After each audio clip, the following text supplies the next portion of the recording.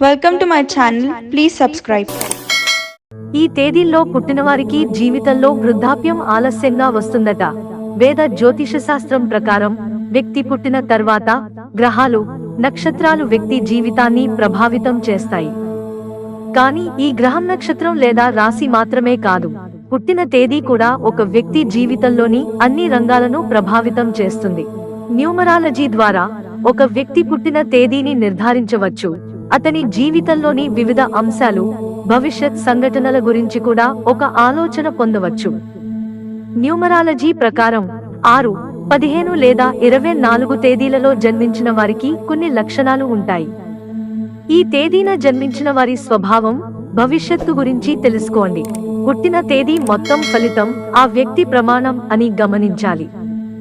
ఉదాహరణకు 15వ తేదీన జన్మించిన వ్యక్తికి 1, 5, 6 గుణకం ఉంటుంది. 6, 15, 24 తేదీల్లో పుట్టిన వారికి 6 నిష్పత్తి ఉంటుంది. ఈ రాశికి అధిపతి శుక్రుడు. శుక్రుడిని ప్రేమ, శాంతికి చిహ్నంగా భావిస్తారు.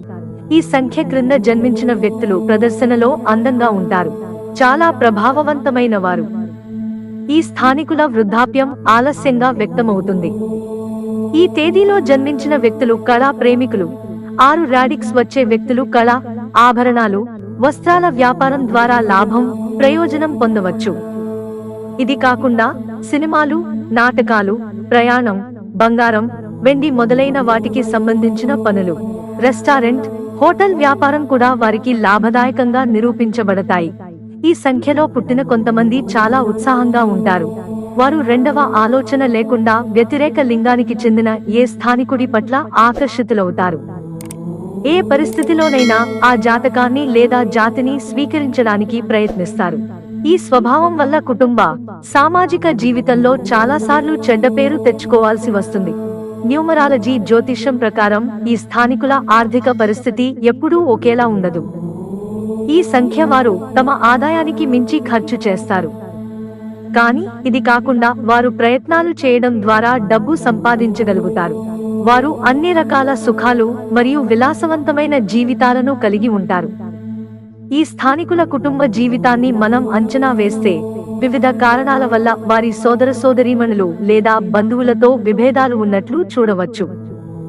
ఈ నంబర్స్ నే వారితో స్నేహం చేయడంలో మంచివారు. శుభదినం శుక్రవారం. కాబట్టి ఏదైనా ముఖ్యమైన నిర్ణయం తీసుకునేటప్పుడు ఈ రోజును ఎంచుకోండి. మహాలక్ష్మిని పూజించడం వల్ల జీవితంలో సుఖశాంతులు వెల్లివిరుస్తాయి. మిత్రులారా, మాకు మీ సహకారం అందించడానికి వీడియోను లైక్ చేయండి. ఇంట్రెస్టింగ్ వీడియోస్ కోసం ఛానల్ సబ్స్క్రైబ్ చేసుకోవడం మర్చిపోకండి. ధన్యవాదాలు.